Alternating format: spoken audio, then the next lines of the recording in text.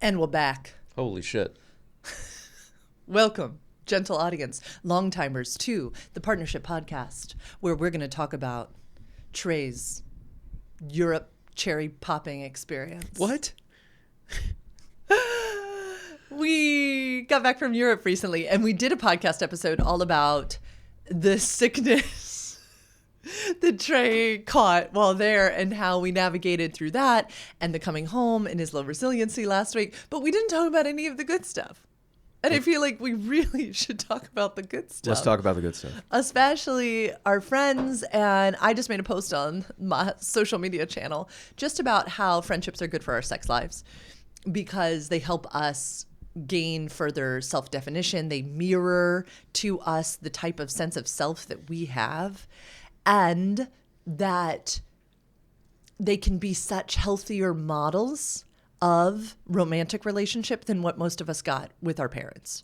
Okay. So the types of relationships we have in our lives wherein we don't control our friends and all this kind of stuff are usually such much healthier patterns for how we should exist inside of romantic partnership than what we saw from sitcoms and movies and porn and all of these types of things. Making friends in Europe. Yeah. So great. So I was so excited to take you with me on this trip. So I traveled with the Sexual Health Alliance in September for my birthday and met some really incredible people. And Last year. And I don't know if you remember, but I kept saying once I got home, I wish you could have met so-and-so and so-and-so. And so we were kind of batting around like a relationship trip to take in the spring. We usually take one in October, but we were like, we really should do one. And I was like, what if we both went on this trip? There's a partner ticket option. Do you want to come? And you had prior never felt the pull to go overseas, to go to Europe. Mm-mm. Why do you think that changed this time? You were so excited. I got the invitation. Like, we can do this, this, and this. We went to 3 different countries. We started in Paris, France, and then we went to the Netherlands, Amsterdam, and then we finished in Barcelona, Spain, and then there's a little beach town about 30 minutes away from Bars called Sitges. So, which you had, and then, also, you've built community. We had kind of community installed, and then I got to meet the people that you spoke so highly of, and it was wonderful. Yeah, and we budgeted for it too, so it was like it was kind of like all the fun things in my mind that I like doing. I got to do for That's Europe. So well said. Yeah, and it blew my fucking mind. Like, Europe, holy shit. Especially with like what's going on in the United States right now. It is May 2026 if you're listening to this, and we left a month ago, April 19th. Mm-hmm. So yeah, I got to see how Europeans do things versus how Americans do things, and it was a big wake-up call. Yeah. So a lot of couples struggle to travel together. Mm-hmm. And I thought this high five was one of our best travel trips ever. You just flicked my hand for the audience that's just listening. Why do you think we now travel well? Can you give a recap to the audience for those who might just be joining of some of the silly but very helpful things that we do when we're traveling? Yeah, that we Holy have shit. determined. Okay. Go for it. We've been doing this for years now, where in the beginning of our relationship, I would lead most travel where I'd book it in advance, and then the day of, I would try to like lead that travel. And what we learned pretty quickly is I'm really good at advanced logistics. Booking things months in advance, plane tickets, coordinating cars, coordinating hotels, yada, yada, the stuff that needs to be done in advance. And then Lauren's really good at day of travel and logistics, where like when shit changes or we don't know the gate or we do all this, that stuff tends to stress me out. And then I tend to quietly spaz because I can't handle that type of shit. I've gotten better at it, but not really. So we now rely on each other's strengths, where I'm a really good logistics coordinator and she's a really good day of coordinator. So I just follow her now. And also, hey, it props where this entire trip, this European trip, Lauren was also the logistics coordinator too. So she did all of the stuff in advance where, yeah, that was her bag. Yeah. And that was her realm. So like, thank you, honey. Like, So what welcome. a beautiful trip where you did all the advanced stuff and then you did all the day of stuff. Like 90% of it for the most part. Yeah, that's very abnormal. You are typically the flight booker, the hotel booker, all of that type of stuff. And in the future, if we do it again, I can even see you taking back that role because you do it really well. You do it really well. Thankfully, I have an incredible travel agent. Shout out to Natalie. And she helps. I mean, I don't do that all on my own. But flights and trains and other planes, I mean, we did a lot of logisticizing. And yet, yeah, you are, oh my God, the best travel buddy because, yeah, you just let me lead. And it is funny because typically, and people have seen the podcast, I can be tardy to things sometimes, not when traveling. I am my work self when traveling. Even best friend Jay has said this, that, yeah, he was like, you're like a different beast. I'm like, yeah, well, planes don't wait. Like, trains don't wait. But yeah, logistically, everything went smoothly. Arrival, you kind of followed along with the plan. We do these fly kits for travel, and we got to Paris. We stayed up for an entire day. I'd arranged, it's my thing to arrange some type of massage and pool situation, like jacuzzis, pools, steam rooms. And so I'd found one of those around the corner from our hotel. We did that. Then we went on a boat ride on the Zen and watched the sunset. It was a pretty sweet first day, even though we were deliriously tired. Yeah, because I clocked it. We stayed up for 34 hours straight. We got in when it was time to go to bed at like 7:30 in the morning Paris time, which is 6 hours ahead of the East Coast. And then, yeah, like it was just a lovely day full of activities in order to keep yourself up. And also, if anybody's listening to this and they're sober and they want to catch like a fucking mean buzz, just deprive yourself of sleep and you will start, you'll start tripping. It was wild. It's a good time. It's a good time where you just start spacing out and shit. It was wild. Seeing stuff, starting to get the giggles. And then the great thing about it is you hit that pillow at 9 p.m. or something. It's the best sleep. Best sleep in the world. And then you wake up and you're like, let's go. Yeah. Do I deserve this type of sleep? It That's was how good the sleep the richest sleep. Let's just highlight some of our favorite things about Paris, the folks we met. We'll do the same about Amsterdam, same in Barcelona. We don't need to like deeply dive into everything. But I think one of my favorite things was we got breakfast in bed every single day. And it like sequentially got later in the day because I kept thinking we'd be up before they would knock on our door and say bonjour and bring us breakfast, but it wasn't. So it became our alarm clock, and the way I would jump out of bed and the horrified look on my face as I would receive the breakfast tray was pretty funny every day. That was pretty funny. That was a great highlight. As far as my big highlight, like geographic location, was the people that I got to meet in Paris and through Shaw, from the instructors to the participants.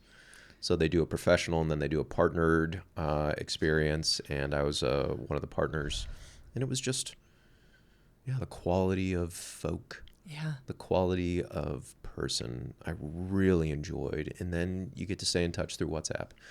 All the communication's done through WhatsApp, and then so like we have friends now. It's really important, I believe, to continue to make friends in your adult years. Oh, hell yes. Yeah, you stop making friends? It's really good for us. Why are you making that face? Because I was like, what are you, stupid? Yeah, you make friends. And I just don't think many of us do, because I think it gets harder as we get older. And so I think one of my favorite ways to make friends is to do something alongside of someone. And so going on these trips and going to Rodin museums and then going on bike tours and then food tours and the silly things that happen along the way, even the things gone wrong, or they like, hurry up and eat your bread and cheese because we got to go to the next place. Like, you make friends because you're like stuffing your face with wine, bread, and cheese, right? You get to sit next to a stranger, like generally during a meal. You get to connect. You get to have a good time. You find out commonalities or similarities, differences. It's great. There's so much walking that happens on a group trip like this. And so naturally people start pairing up or going in triads. And so those are some of my favorite moments is who you end up walking with and the way you get to know your walking buddy from point A to point B. Just really sweet. Allie is one of our friends that we met on this trip, and she arranged. That's so funny. I'm not used to actually saying full names. I Are know. are we allowed to say Allie? That's a good question. Here, let's snap, and we'll say A. Great. And I'll text her so we can get permission. So all these snaps may be in vain. That'll be hilarious. A is one of our dearest friends that we met on the Paris trip. And she, I would say a couple nights in, or first real night, had located an erotic show for us to go to. And it's one of my highlights of the entire European trip. Fuck yeah, it And was. so I wanted to talk about it and give, of course, like clarifying things so that people don't stumble into it not knowing what it is. But one of the things we really wanted to experience in Europe was different forms of erotic enjoyment and to get outside of the way in which the United States does things like strip shows and strip clubs and, you know, the way we showcase the female body in the States is very interesting.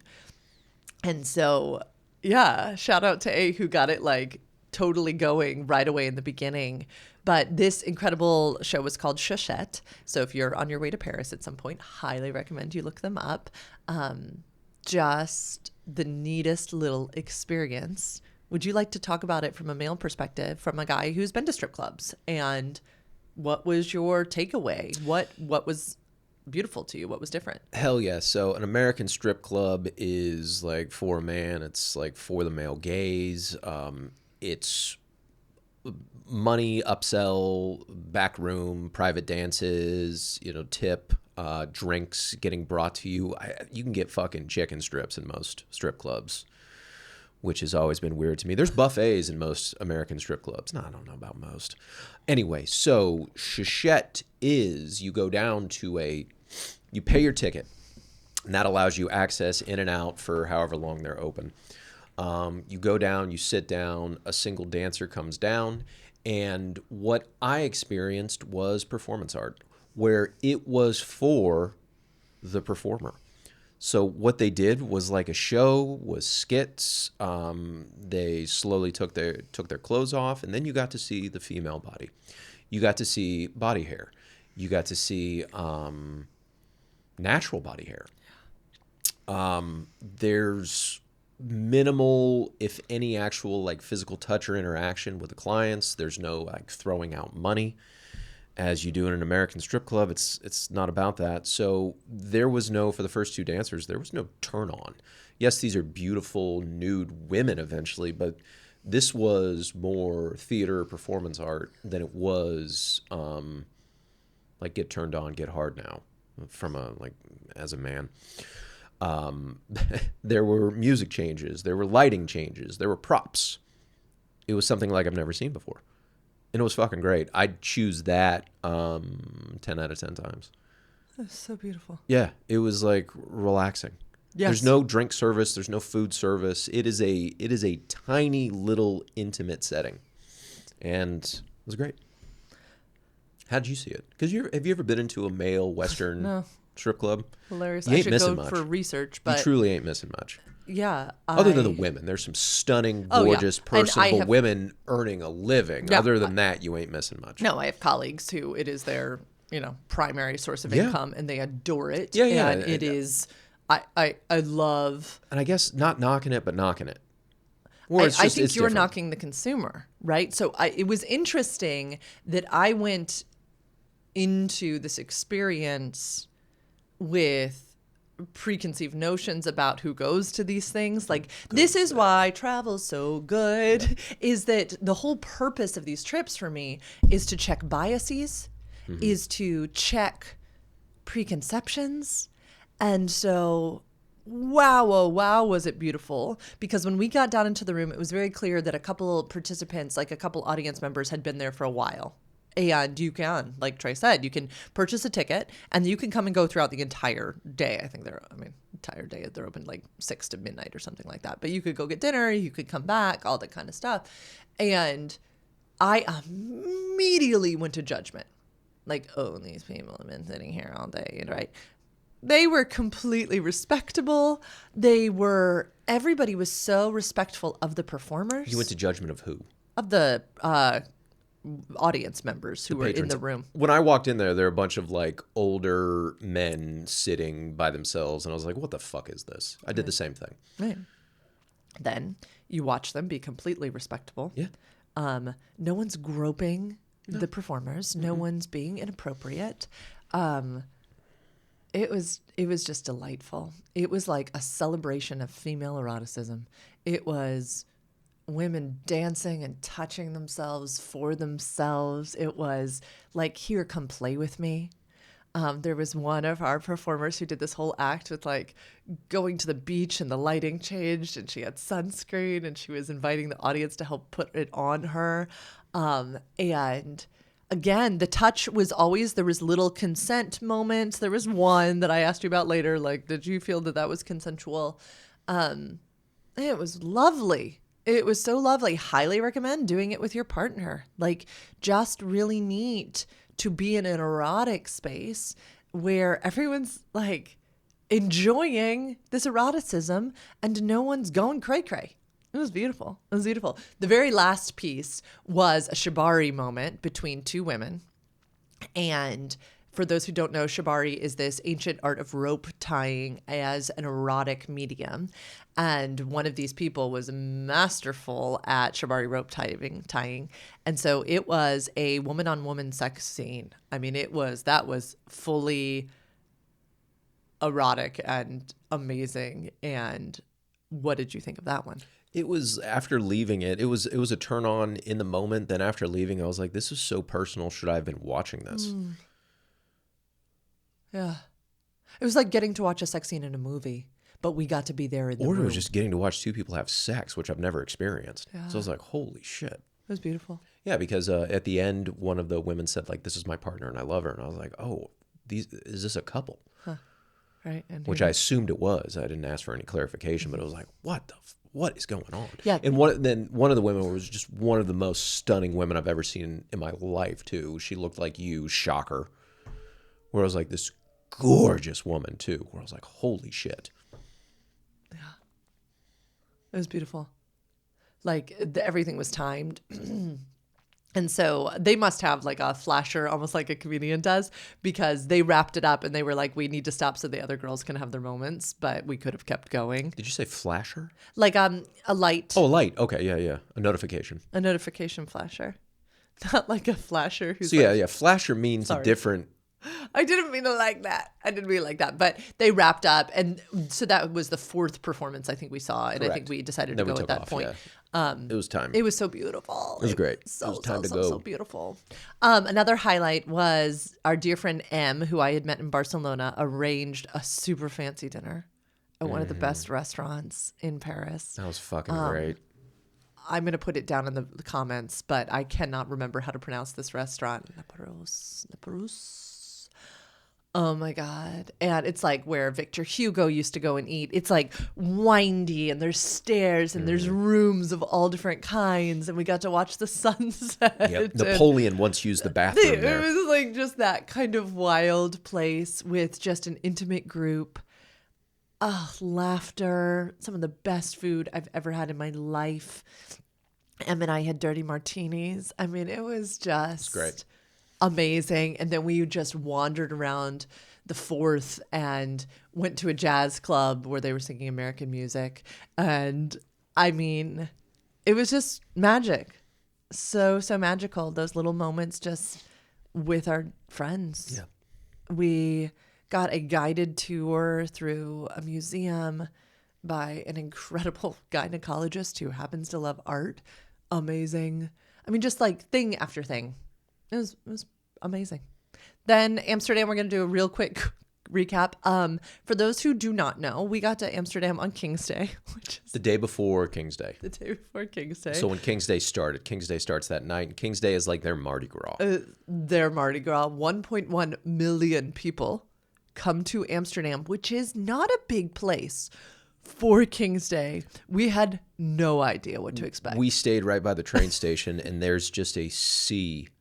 There's a sea. It's like an arena getting out. That's what it reminds me of, like a football game or a basketball game, something huge in the States, like people just exiting, but they were getting off the train and then coming into the canals to drink and do drugs.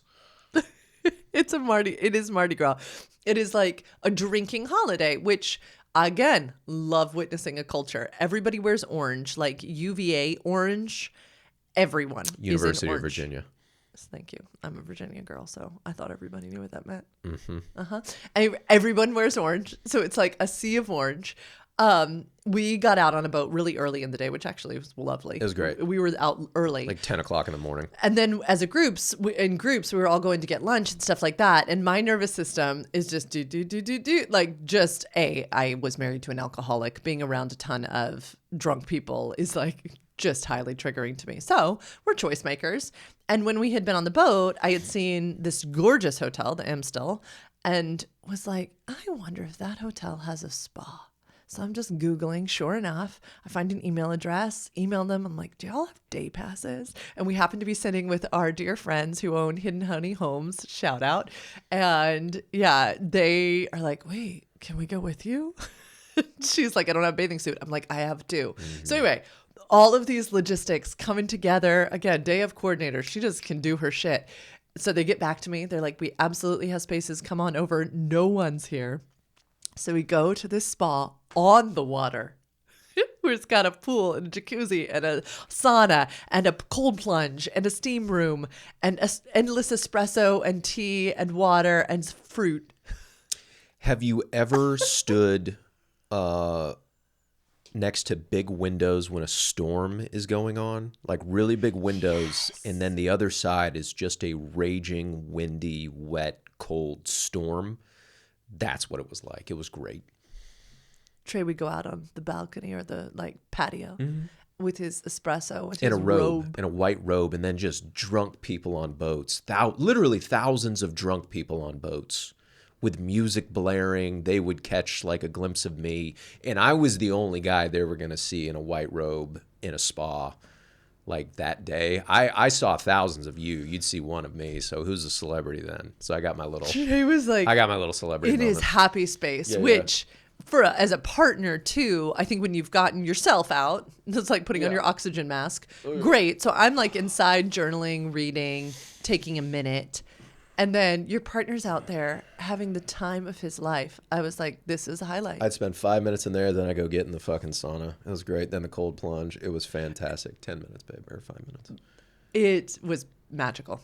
Yeah. It's really magical. Then, getting to spend time with R and J, having dinner. Yeah. Oh my goodness. There's this really amazing experience that I get to have on these trips where I get to be with a colleague and then a colleague's amazing partner and then getting to bring in you. I mean, R and J were like two of the people I needed you to meet. So R and J, you got to laud them for like a year before I met them.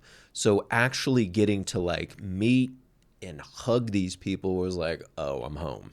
It was amazing. It was so like, It was amazing. Because we've gotten to interact electronically over a year and then to like meet this dynamic pair of beautiful humans. Holy shit. So we had the people. Indian food that night.